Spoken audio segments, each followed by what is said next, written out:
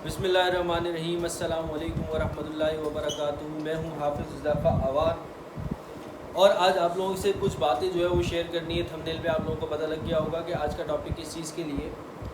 Students की BCom में और एडीसी के अंदर बहुत ज़्यादा पेपर्स उठ रहे हैं, ठीक है। और आए दिन मैं सोशल मीडिया पे ये पोस्ट देख रहा होता हूँ कि रिज़ल्ट अच्छा नहीं आया, कराची यूनिवर्सिटी की तरफ से रिज़ल्ट अच्छा नहीं आया, या स्टूडेंट्स जो है वो बहुत ज़्यादा फेल हो रहे हैं। और जो है ये सारी बातें देख रहा होता हूँ। काफ़ी स्टूडेंट्स की जो है वो काफ़ी स्टूडेंट्स से मैं ये देख रहा होता हूँ कि काफ़ी ज़्यादा बच्चे मैं देख रहा होता हूँ ग्रुप्स के अंदर जो है वो पोस्ट कर रहे होते हैं कि बीकॉम में जो है वो बच्चा जो कि पास खुद नहीं हो सकते हो, पैसे दो पास हो जाओगे। ये सारी बातें जो है वो सोशल मीडिया पे मैं बहुत ज़्यादा देख रहा हूँ और बच्चों के पेपर रुक गए और बहुत ज़्यादा डिसहार्ट होके बैठे हुए। ये वीडियो उन स्टूडेंट्स के लिए है जो बच्चे जिनके पेपर्स रुक गए और उन स्टूडेंट्स के लिए भी है जो बच्चे पास हो गए लेकिन उतने अच्छे मार्क्स अचीव नहीं कर सके जितना वो सोच रहे थे कि हमारे मार्क्स आएंगे। हम पेपर पूरे करके आए लेकिन हमारे मार्क्स नहीं आए, हमारे मार्क्स कम आए। वो क्या क्या रीज़न्स हैं आज की वीडियो के अंदर हम वो सारी बातें करेंगे इंशाल्लाह। तो वीडियो एंड तक देखिएगा लाजमी। स्टार्ट करते हैं। देखो, पेपर जब आप लोगों का रुकता है उसका मेन रीज़न क्या होता है। 8-9 साल हो गए हैं मुझे पढ़ाते हुए, बल्कि मेरे ख्याल में ये 10वां साल है मेरा पढ़ाने का।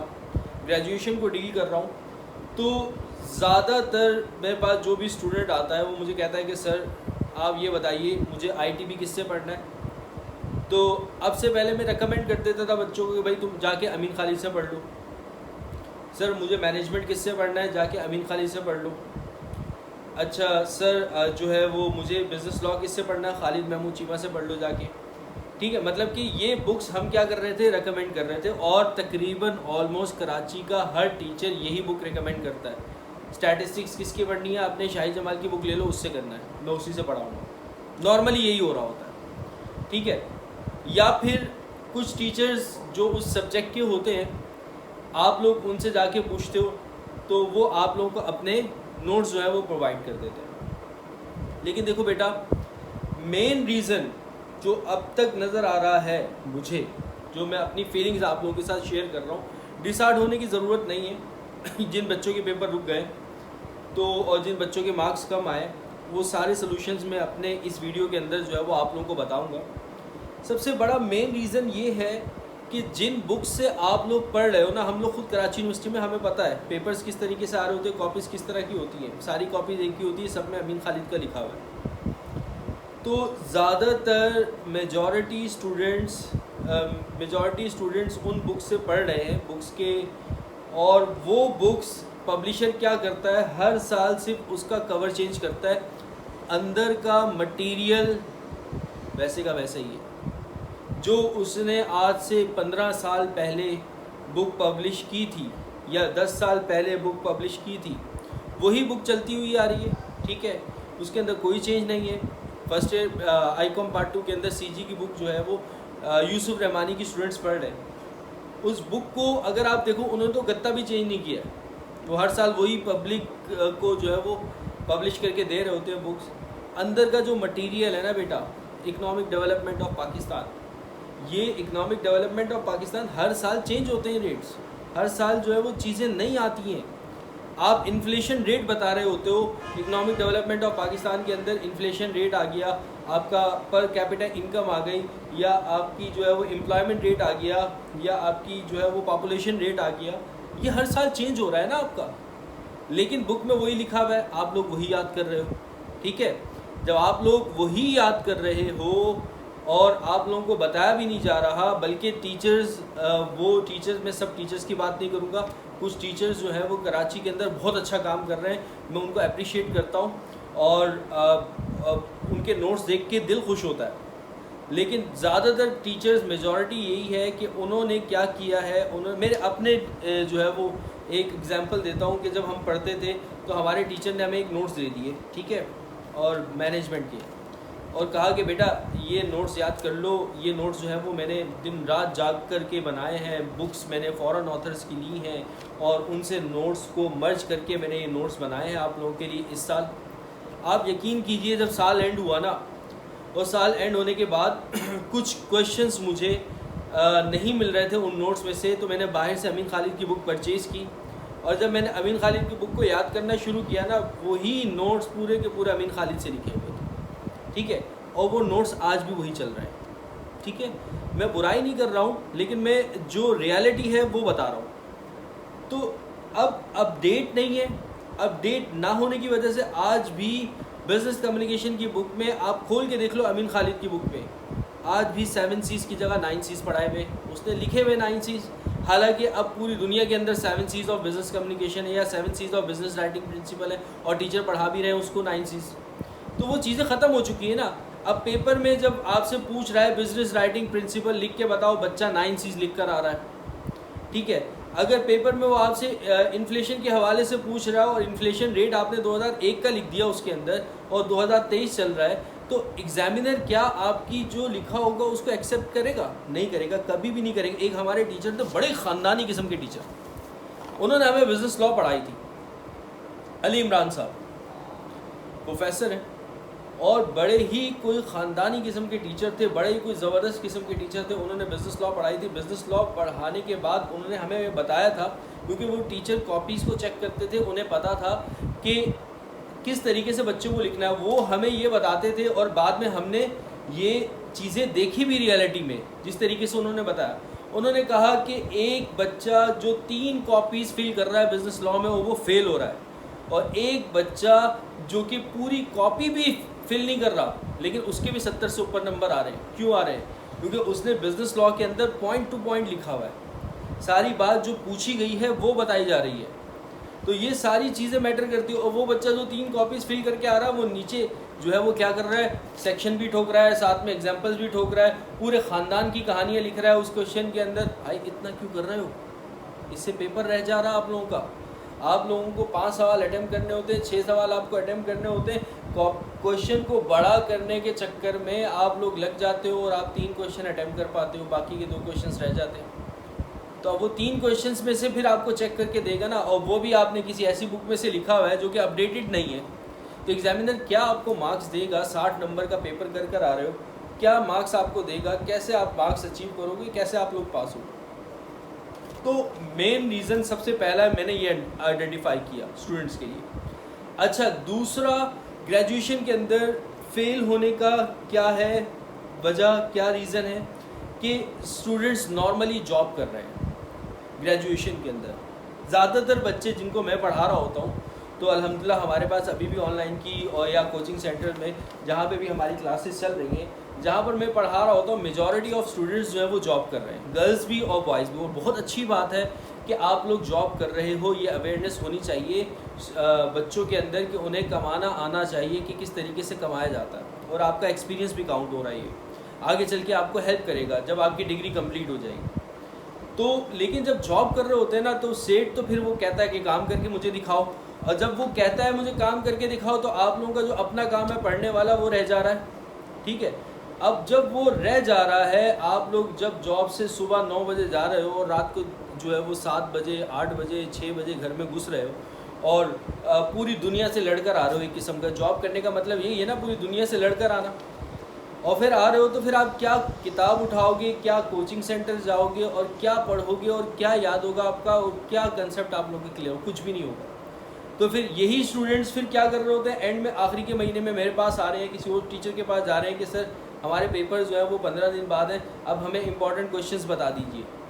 तो अब उनको इंपॉर्टेंट क्वेश्चंस बताए जाते हैं, वो इंपॉर्टेंट क्वेश्चन से तैयारी करते हैं। वो बच्चा जो पूरे साल पढ़ रहा है, ऑब्वियस सी बात है, जो बच्चा, मैं 100% गारंटी देता हूँ, जो बच्चा पूरे साल पढ़ रहा है, वो मेहनत से पढ़ रहा है, सही से पढ़ रहा है, उसके कंसेप्ट क्लियर है, अच्छा टीचर अगर उसको मिला है तो वो पास होगा।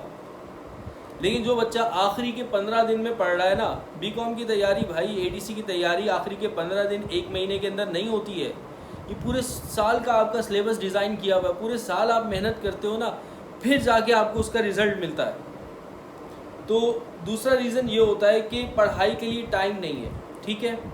या आप कोचिंग सेंटर चले भी जाते हो, लेट सपोज जॉब के बाद आते हो कोचिंग सेंटर चले भी जाते हो, कोचिंग सेंटर के बाद आते हो फिर हिम्मत नहीं होती, रात का खाना खा के आप लोग सो जाते हो और फिर सुबह उठते हो, फिर दोबारा जो है वो बाइक स्टार्ट की लड़कों ने और जॉब के लिए निकल गए, और गर्ल्स ने जो है वो मेकअप शेकअप किया, जॉब के लिए निकल गई। यही चल रहा है, ठीक है। तो ये दूसरा मेन रीज़न है, पढ़ाई को टाइम नहीं दे पा रहे। यही रिज़ल्ट क्या इंटर में आया था आप लोगों का? यही रिज़ल्ट क्या मैट्रिक में आया था? मैट्रिक में आप लोगों के ऊपर टीचर का डंडा हुआ करता था, आप लोग पास हुए। इंटर के अंदर आकर आप लोग जॉब नहीं करते थे, थोड़ा बहुत पढ़ लेते थे, तो आप लोग पास हुए। ग्रेजुएशन के अंदर आकर आप लोग जॉब करने लग गए हो। बेटा आप लोग अपना इतना कीमती टाइम तो जॉब पे दे रहे हो, फिर बाकी क्या जो है वो टाइम मिलेगा और क्या याद करोगे? दो रीज़न आप लोगों को मैंने बता दी, एक तो नोट्स अपडेटेड नहीं है, दूसरा आप लोग जॉब कर रहे हो, आप लोगों के पास टाइम नहीं है।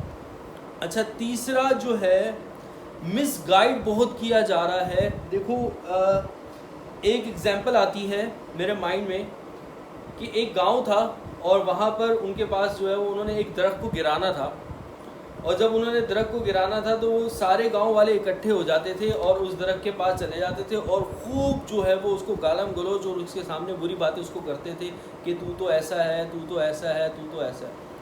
उन्होंने उस दरख्त को काटा नहीं, लेकिन यही बातें करते रहे। एंड में क्या हुआ कि वो दरख्त जो है वो मुरझा कर खुद ही जो है वो ख़त्म हो गया और गिर गया। तो यही रीज़न है स्टूडेंट्स के साथ, जो बच्चे फेल हो जाते हैं ना, वो दूसरे स्टूडेंट्स के माइंड में ये डाल देते हैं कि भाई केयू के अंदर तो चीटिंग होती है तो पास होते हो, आपके पास पैसे हैं तो आप पास होते हो, अदरवाइज़ आप पास ही नहीं होते। ये इतना माइंड में घुसा दिया है बच्चों के कि बच्चा कहता है कि बीकॉम तो पास ही नहीं होता पहले अटैम्प्ट में। यार हम लोगों ने किया फर्स्ट अटैम्प्ट में, मेरे साथ के काफ़ी जो है वो बच्चे थे जो उस टाइम पढ़ रहे थे, उन्होंने किया है फर्स्ट अटैम्प्ट में पास। और भी मेरे पास जो हर साल नया बैच आता है कि भाई वो बच्चे पास होते हैं, उसमें मुझे साल के अंदर ही पता लग जाता है कि भाई कौन सा बच्चा पास होगा और कौन सा बच्चा फेल होगा, उसकी परफॉर्मेंस से ही पता लग रहा होता है, ठीक है। तो ये सारी बातें हैं, मेहनत करोगे तो पास हो जाओगे। अगर मेहनत कुछ रियल, वो बहुत ज़्यादा रियल केसेस होते हैं कि जो बच्चे मेहनत भी करते हैं और फिर पास नहीं होते। देखो रीजंस मैंने आपको बता दी ना, इतने सारे रीजंस हैं, आप समझ रहे हो, आप पूरा लिख कर आए हो, लेकिन आप कौन सी बुक का लिख कर आए हो और क्या चीज़ लिख कर आए हो ये तो नहीं आप लोगों को पता ना। आपको तो हमने बता दिया या आपको अपने किसी ने गाइड कर दिया कि भाई ये लिख लो, इससे पास हो जाओगे, लेकिन वो मटेरियल इनफ नहीं था या वो मटेरियल अपडेट नहीं था उस क्वेश्चन के लिए जो क्वेश्चन आपने अटेम्प्ट किया। तो अब आपने ठीक क्या करना है, कैसे करना है, ये तो मैंने आप लोगों को बता दिया कि किस तरीके से आप लोग फेल हो रहे हो। अब आप लोगों को पास कैसे होना है ये बता देता हूँ। पहला काम आपने क्या करना है, जिस नोट से भी आप याद कर रहे हो, जिस बुक से भी आप याद कर रहे हो, ठीक है, मैं ये नहीं कह रहा कि मेरे नोट्स लो, ठीक है, या मुझसे पढ़ो, मैं ये कह रहा हूँ कि जिस नोट से भी आप याद कर रहे हो ना, आप लोगों के पास मोबाइल फ़ोन्स है और उस मोबाइल फ़ोन के अंदर इंटरनेट है, उसके अंदर गूगल क्रोम भी है। उस क्वेश्चन को एक दफ़ा सर्च करके देख लो गूगल पे, जो गूगल कह रहा है क्या वो बुक में लिखा हुआ है कि नहीं लिखा हुआ। अगर तो मैच कर रहा है, बहुत सारी चीज़ें आएंगी, बहुत सारे क्वेश्चन होंगे, देखो कहीं ना कहीं मैचिंग हो रही है, तो इसका मतलब ये बुक या ये नोट्स अपडेटेड है, हमें इससे याद कर लेना चाहिए। अगर ये अपडेट नहीं है तो भाई खुदा का वास्ता उसके ऊपर टाइम बर्बाद मत करो, उसको जो है वो छोड़ दो और दूसरी तरफ निकल जाओ, किसी और के नोट्स ले लो और उससे याद करो। पहली बात तो ये होगा। दूसरा क्या काम आपको करना है, दूसरा काम आपको ये पकड़ना है, किसी भी अच्छे टीचर से पढ़ना है, किसी भी एक्सपीरियंस टीचर से पढ़ना है जो कि वाकई ही इन चीज़ों को जानता हो, इन चीज़ों से अवेयर हो, जो कि कुछ सालों का एक्सपीरियंस ले रहा हो और पढ़ा रहा हो, जिसके अपने अच्छे मार्क्स आए हुए हों या वो कॉपीज चेक करता हो। ऐसे टीचर से पढ़ो तो वो आपको अच्छे से गाइड करेंगे कि बेटा आपको किस तरीके से पढ़ना है। मैंने आपको बताया ना, बिज़नेस लॉ के हवाले से हमारे टीचर क्या कहते थे, एक कॉपी वाला पास हो गया, 70 से ऊपर नंबर ले लिए, और जिसने 3 कॉपीज़ फिल की थी वो फेल हो गया। बड़े ख़ानदानी किस्म के टीचर थे, इतना ज़बरदस्त हमें बिज़नेस लॉ पढ़ाया था कि क्या बताऊँ मैं आपको। और दूसरी तरफ एक और हमारे टीचर थे जो हमें जो है वो एक सब्जेक्ट पढ़ाया करते थे, ऑडिट, और मैं बड़ा इंस्पायर भी था उनसे।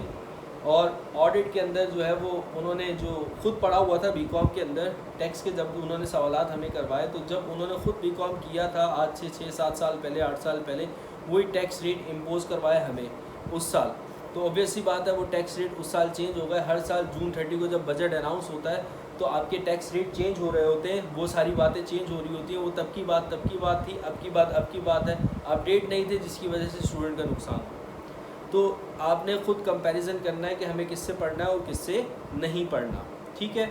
और एक और तीसरी बात जो कि सबसे इम्पॉर्टेंट है वो ये है कि मेरे चैनल को सब्सक्राइब कर लो, ये सबसे ज़्यादा इम्पॉर्टेंट है। अब आ रही है बात चौथी बात क्या है, फोर्थ पॉइंट क्या है, हमारा लास्ट पॉइंट है कि आप लोगों को अपने अंदर जो है वो मुस्तकिल मिजाजी लेकर आनी होगी। मुस्तकिल मिजाजी, थोड़ा पढ़ो कम पढ़ो लेकिन हर रोज़ पढ़ो। बात आ रही है समझ में? थोड़ा पढ़ो कम पढ़ो, भले आधा घंटा पढ़ लो, भले 1 घंटा पढ़ लो, इनफ है, लेकिन रोज़ पढ़ना है। जो जॉब कर रहे हैं बच्चे उनको मैं बताऊंगा कि भाई कोचिंग सेंटर के अंदर अपना टाइम वेस्ट मत करो। आप जॉब से थके आ रहे आते हो और जॉब के बाद जो है वो फिर उसके बाद जब आप कोचिंग सेंटर जाते हो आधा घंटा जाने का लगता है, आधा घंटा आने का लगता है। अक्सर क्लासेस आप लोगों की जॉब की वजह से मिस भी हो जाती हैं, ठीक है। जो बच्चा वेला फिर रहा है, जो जॉब नहीं कर रहा, चलो वो तो समझ में आ रहा है, कोचिंग जा रहा है, उसके लिए एक एक्टिविटी भी है। लेकिन जो बच्चा जॉब कर रहा है ना, वो आगे उसके पास एक्टिविटी बहुत सारी है सारे दिन की, ठीक है। तो वो अपना टाइम वेस्ट मत करे और वो कहीं किसी अच्छे टीचर से ऑनलाइन पढ़ ले, मुझसे मत पढ़े भले, कोई मसला नहीं है, लेकिन किसी अच्छे टीचर से, किसी रेप्यूटेड इंस्टीट्यूट हो जो कि ऑनलाइन तैयारी करवा रहा हो, वहाँ पे पढ़े ताकि उसका टाइम वेस्ट ना हो, ठीक है। वो घर में बैठ के आराम से पढ़े, जो आने जाने का टाइम है उसमें वो अपनी सेल्फ स्टडी करे। ये सारी चीज़ें जो है वो अपने माइंड में रख कर आप लोग बच्चों तैयारी करो। इंशाअल्लाह ताला आप लोगों को अल्लाह ताला की तरफ से अजर मिलेगा। एक बात याद रखिएगा, जब भी कोई इंसान मेहनत करता है उसकी मेहनत कभी भी रायगा नहीं जाती है, कभी ना कभी उसको ज़िंदगी के अंदर उसको उसका फ्रूट मिलता है, उसका रिज़ल्ट मिलता है। आज आप लोग मेहनत कर रहे हो उन बच्चों के लिए जिन्होंने मेहनत की वो फेल हो गए। आज आप लोगों ने मेहनत की, क्या पता आप लोगों को अल्लाह ताला ने इससे कोई और अच्छी चीज़ रखी हो आपकी ज़िंदगी के अंदर, वो क्या पता आपको आगे चल के मिले। तो आप लोगों ने इससे बिल्कुल भी डिसहार्ट नहीं होना, मेहनत करनी है, मेहनत करना नहीं छोड़नी। हमेशा मेहनत करते रहोगे तो अल्लाह ताला आप लोगों को कामयाबी अता फरमाएगा। अपना ख्याल रखना, मुझे दुआओं में याद रखना, मेरे चैनल को सब्सक्राइब करना, इस वीडियो को लाजमी शेयर करना। हाफिज़ हुज़ैफ़ा वान को इजाज़त दीजिए। अल्लाह हाफ़िज़।